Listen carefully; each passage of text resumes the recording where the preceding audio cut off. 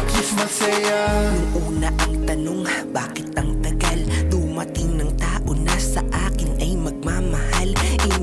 Inip na ako, pagod na din po magdasal. Kakapagod din namang solo akong namamasyal. Ngunit ako'y napaisip, teka, hindi naman masama to, diba? Ang ating araw ay mas tahimik kung nabubuhay tayo mag-isa.